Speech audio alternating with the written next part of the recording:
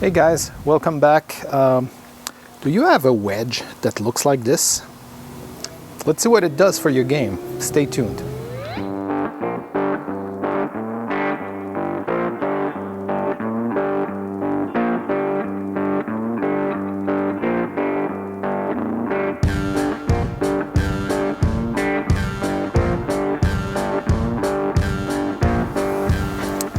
Alright guys, so I have two raw wedge here. One here that is very clean, as you can see, alright, and you see all the micro grooves and everything. And then I have this one. And this one, if you can see with the reflection and everything, has a ton of sticky residue on it, alright? So what I want to do here is at 5-6 shots, with my launch monitor, so you can see the screen here, and show you some spin numbers with a wedge that is full of adhesive still. All right, we'll talk about that in a second when we get inside. And here, this is my lob wedge, so I'm not doing a huge amount of, actually hardly ever do full swing with it. It's really around the green kind of club, all right? So just gonna use it the way I use it, all right?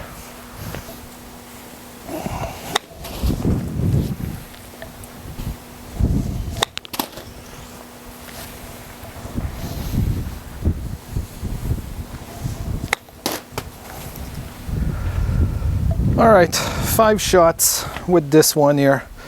I'll show you the average in a second, but yeah. Let's go inside and see why. Yeah, so let's talk a little bit about those wedges. Today, this is a Callaway raw, Jaws raw wedge, their current model. What happens when TaylorMade has the same situation, there's others. So the wedge is not completely raw, which you see in other brands. This, and I think for my personal taste, I rather have a wedge like this that looks good in my bag and get the benefit of the raw face. And the reason this is interesting is because, there's a ton of little micro groove here that enhance the spin and everything. But what they do to maintain that face when they ship it to you, they put a kind of a sticker on it, so a layer with adhesive that just prevents the face from rusting, basically. And the thing that's kind of difficult to get when you go to a shop and buy a wedge or what have you, you have no idea how long it's been on the shelf. I mean, this is their current model, but it's been in production, I think, for 2 years, right? And if that wedge has been sitting on the shelves for a little while here, the adhesive has gotten into all those micro grooves and it affects everything. And as you can clearly see, I picked up this wedge from Callaway Pre-Owned, right, which is a really great source for your wedges, but for any equipment really. But if you look at the face, you can clearly see the adhesive residue. So what I'm thinking is that somebody returned this saying, the spin number are awful, and we're going to see if we can justify that, once I clean this. Clean your wedges. How often have we heard from touring pro or even any internet-based, reviewers or whatever, a clean club will work as designed. And in this particular case, you can't clean this without, some kind of effort. And this is what I'm going to show you today, how I got my 54, which is in my bag right now, which you saw outside, how I got it to perform to its best. And right now, this one doesn't, right? Because you can clearly see that it's messed up with adhesive. And remember that the raw face, the reason this is interesting is because when you put a layer of chrome over milling, it actually, rounds off all of those little micro grooves or milling or, the sharpness of the groove, all of that. And you know, leaving it raw, that's really where the advantage is. It has nothing to do with the rust. It has to do with, because it's milled and there's nothing added to it, the tolerance and the precision of those micro grooves and all of that is so much better, and will perform much better for you. Like, you never want to leave your wedge to rust off. I mean, you can see on the internet, you know, Ian Fraser from TXG, you know, would tell you the same thing. You don't want rusts on these. You have to, you know, get it so that it's in a good place, but not like rusty. All right, because the rust actually will decrease the spin. Okay, so let's clean this up. So, you know, my preferred adhesive removal is lighter fluid. You know, good old Ronson lighter fluid. It did nothing to this, okay, because the adhesive is soft to some extent as opposed to just a sticker, okay. It's soft because it needs to get into all those little grooves to prevent rust, right? So there's kind of a, you know, a thicker layer, if you want, that is a little softer. So I got nowhere with the Bronson there. So what I'm going to do here, I'm going to use acetone. Acetone is a really strong solvent, and you know, give it a second here to work its magic. And I use a wire brush to get the junk out of there. And as you can clearly see, it is working, right? So you can see all the adhesive coming off. All right, so I will have to do that a couple of times here to make sure that it's all off. So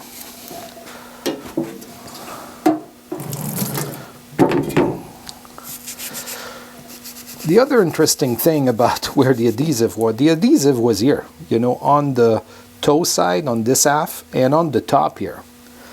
So I can't imagine if a ball is sitting halfway and one side skids, the other one bites.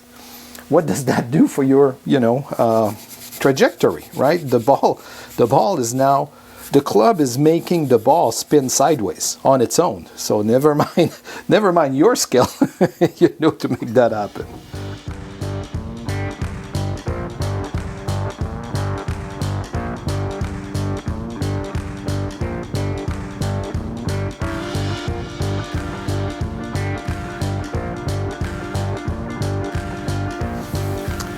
All right, so if you can see now, compared to where we started from, you know, how clean this one is now. All right, so there's no like reflection on adhesive or anything. So now we can see all those little grooves that are meant to bite on that ball and give us what we need. All right, so let's go back outside and see how we improve our spin number. All right, guys, back outside with a wedge that's now clean and free of all, you know, residue of adhesive. Let's see if we have impacted our wedge, our spin number.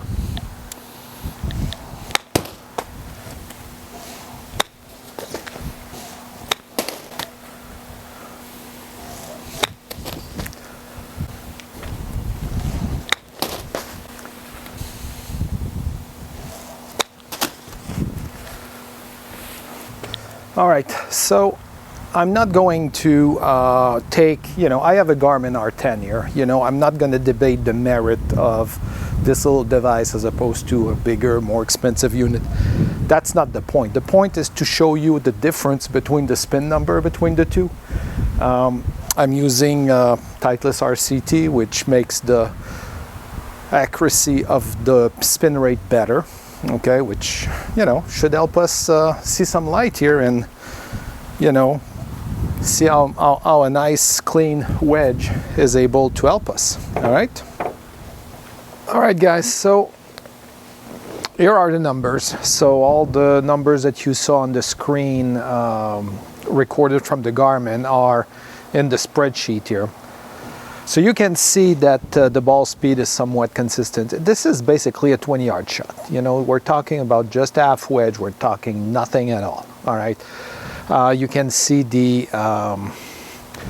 club head speed hasn't been recorded on many of these shots because it's not a big enough swing for the monitor to pick it up.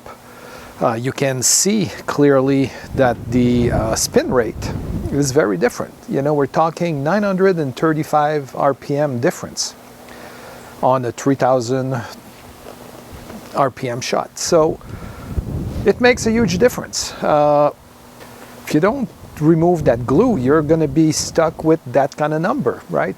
It begs the question, what happens when the clubs are dirty? There's many YouTube video out there of people that did just that. How much spin does, how much does dirty clubs rob you of spin rate, right?